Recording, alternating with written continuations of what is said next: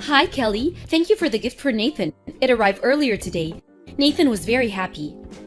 I'm glad he liked it. I wanted to celebrate him getting on the honor roll. He deserves a treat for studying so hard. Yes, he does. His new school has a very challenging program. He's one of the only few honor students. Wow! He should be very proud of himself.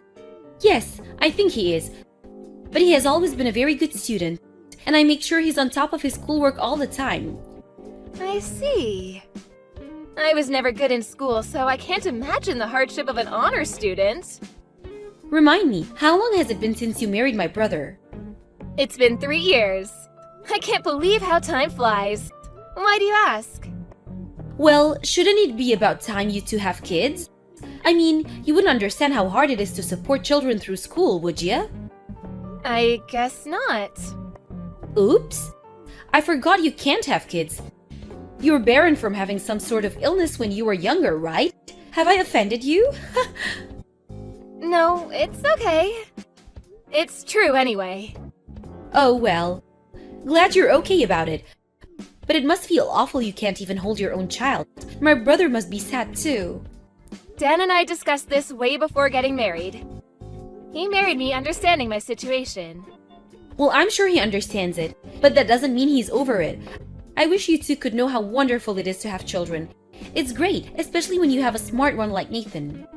I agree Nathan is really smart. He has been good at everything he does, even as a little boy. I heard his new school is quite far.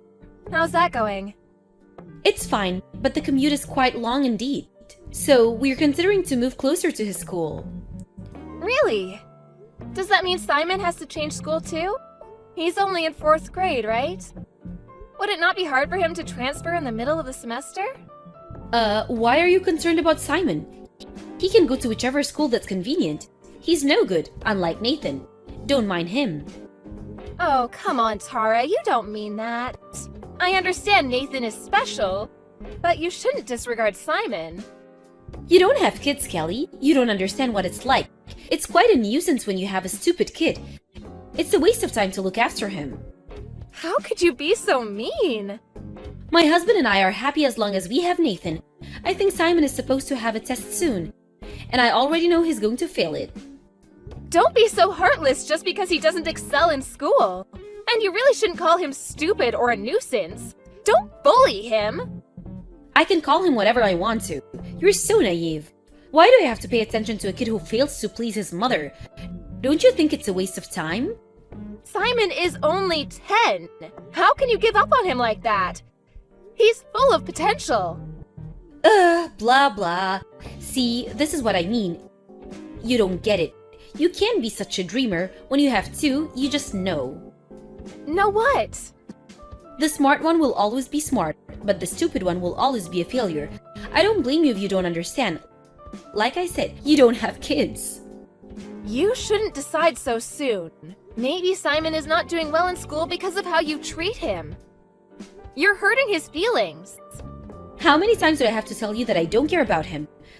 Chatting with you makes me tired. I have to go shopping now. I only needed to say thank you for the gift. Bye now. Tara?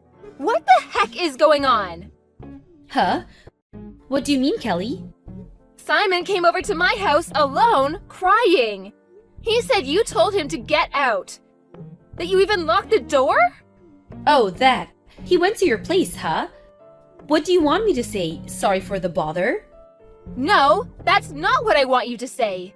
You actually told him to get out, it's true? Yes. So what? Do you need to kick him out too? You can if you want to. Let's say I take him back to your place. Will he be allowed back into his house? You mean my house? Hell no. What? Do you understand how hurt he is? Do you not have a heart? Why do I have to feel sorry for him? He's the problem here, not me. What exactly is the problem? Do you remember the last time we spoke? I mentioned he was going to have a test, right? Yes, and? I told him repeatedly that he was not allowed to get a bad grade on the test, but of course, he does miserably. I had warned him. That's why you locked him out? Because of a test? You are unbelievable. It's called discipline. You do something bad, you get scolded. He's an idiot. I have to teach him a lesson. Enough already! Simon is not some kind of a pet! You don't call this discipline! He's 10 for crying out loud! Ugh, cut it off. Mind your own business, woman. None of this has anything to do with you. Of course it does! I'm his aunt! Dan is very concerned too! We're both Simon's family! Dan would say something like that. He's always has to be right like you. Anyone would agree you're being too hard on Simon. Oh, I know. Huh? Are you gonna stop bullying Simon? I have a better idea. I choose to focus on my special boy Nathan. You can have Simon. He's no good for me. You can raise him. What? It's a win-win, you see. A barren couples get a kid, and I get to focus on the better one. Are you serious? He's your own son! It's okay. I really have had enough of his stupidity already. And it's perfect, isn't it? You get to try your hand at raising a kid. You know what? Fine, we'll raise him, but no second thoughts. Oh, I definitely won't have any. We're getting ready to move closer to Nathan's school anyway. You can officially adopt him, and we can just cut all ties. Yes, I think that is best for Simon. And for me and Dan, too, since we won't be obliged to you in any way. But don't you dare act like his mother ever again. I won't, I'm sure of it. I only want Nathan, he's the special one. Okay, great, so we're all set. I'll set up the papers and send you his stuff later on. Hi, Kelly. Long time no speak. Are you still taking care of that stupid kid? Hi, Tara. If you mean Simon, of course we are. He is our child. We're not irresponsible like you. You don't need to be so harsh. I wasn't being irresponsible. I had made a selection. I wasn't the problem, he was. It's funny that you don't realize that the fact you can say something like that proves exactly that you are the problem. Blah blah. I'm glad to see you haven't changed. Same old you, always have to be right. I will take that as a compliment. Anyway, what do you want? Were you so bored that you decided to pick on Simon again? Because if it is, I'm not wasting my time on a bully like you. No, I don't give a damn about him. I just wanted to let you know that my baby Nathan has started his own company. I heard. He's been preparing since college. Huh? How do you know that? He's been getting advice from Dan. In case you don't remember, Dan has been in the same business for years. So he wanted to hear what Dan thought. How come I didn't know that? Oh well, whatever. But you don't think Nathan is so special? Yes, he is. Congrats. That's it, congrats. He just finished college, you know. Starting a company so young. I mean, do you see how amazing he is? He is absolutely amazing. I'm very proud of his accomplishments. But that's all him, not you. Don't be so silly. Nathan is amazing because I raised him well. I was a great mother. He's where he is today thanks to me. You actually think so? Well, believe what you want. I really don't care. Oh, you're so boring. Are you jealous because you're stuck with the stupid one? Aw, that's too bad. Simon is not stupid. In fact, he's doing very well. You don't know anything about him. Doing well? You're so funny. If you don't think that he's stupid, you must be cuckoo too. Hilarious. You can say whatever you want to. One day, you will see who the real idiot is. You'll be barking like a dog by then, crying for attention. Like I said, Kelly, don't be so jealous. You're making yourself look silly. It's clear for everyone. A baron like you deserves a failure like Simon. Don't you agree you were perfect for each other? That we were. In fact, I'm not sure if I ever deserved a great kid like him. And for that, I thank you. You're welcome. As miserable as your life may be, good luck. I will keep my fingers crossed for you. Goodbye. Kelly, what the hell? Hi, Tara. Good evening to you, too. What is it that you want? Don't act stupid. Nathan just called me. He said he wants to cut me off and that he's moving into your house. What the hell did you do to him? I didn't do anything. He is making his own decisions. Decisions? Why the hell would he move in with you? I don't understand. You don't? Like, you actually don't get it. See, that's exactly why he's cutting you out. Excuse me? Are you trying to pick a fight with me? I've never done anything to deserve this. Then why is he, huh? If he really thinks his parents are important to him, I'm sure he wouldn't decide to cut you two out. You must have brainwashed him, or else this is impossible. He would never. Never, huh? Why so sure? He always did well in school because of me. He went to great college because of me. I kicked his brother out so I could focus on him, to give him the best environment. I've done everything for him. He should be thanking me. Was that really for Nathan? Did you really consider his future? Were all your actions for him? Of course, I have dedicated my life for him. I have given him everything I could as a mother. Everything was for him. No, it wasn't, Tara, and you know it. It was all for yourself. Can you not read? I said I did everything for Nathan. You wanted his brand. You wanted to think you were the successful mom that raised a successful kid. Nathan was merely a trophy for you. I don't need a failure like you to understand.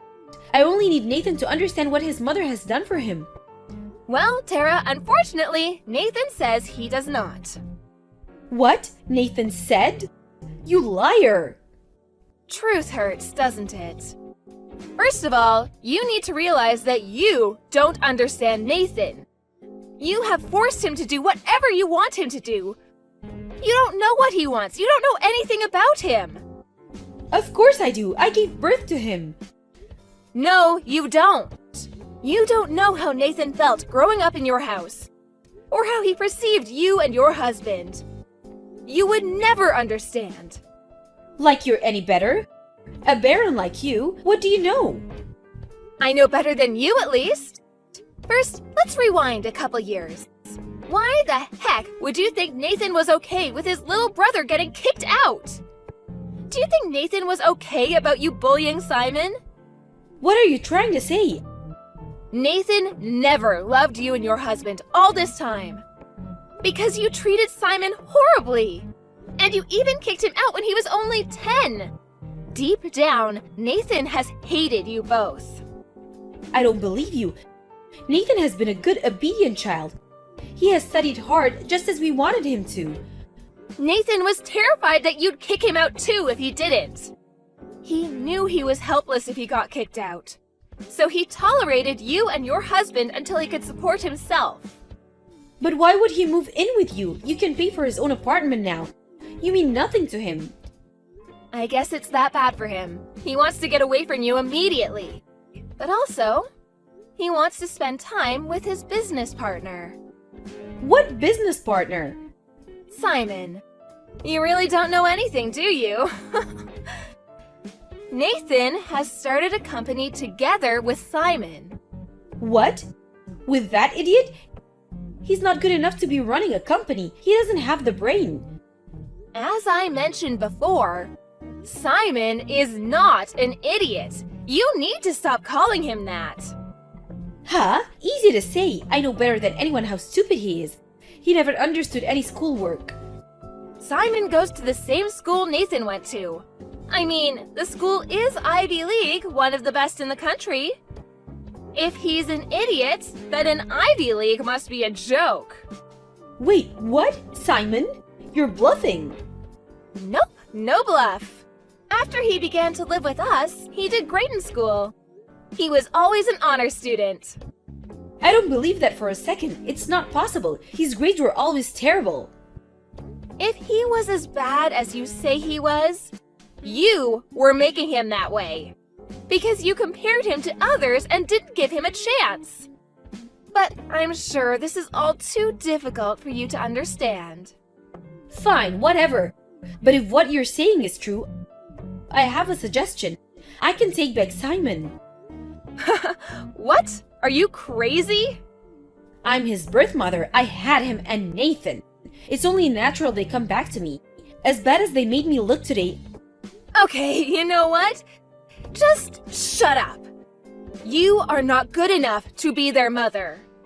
Are you listening to me? I had them both. You're in no place to tell me. You may have delivered them, but that's all. You did nothing for them. Nathan and Simon would never accept you. You have failed miserably as a parent. You are the one who has no place. Goodbye. Afterwards, Tara and her husband came to our house enraged, but Nathan and Simon refused to talk to them.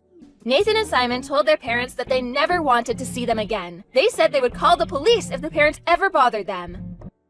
Tara was completely shocked and lost for words as Nathan refused her. Everything she believed she had done for Nathan went down the drain. Later on, I heard that she never got herself back, and that the relationship between the couple was ruined as well. The siblings stayed with us for a while, but as their business quickly became a success, they soon found a nice apartment to live together. Dan and I miss the boys, but they come by often to see how we're doing. Simon, as he always has, treats us as his real parents and continues to care for us. We despise Tara and her husband, and how they have treated the boys, but we're thankful for them for giving us the best sons any parents could ask for.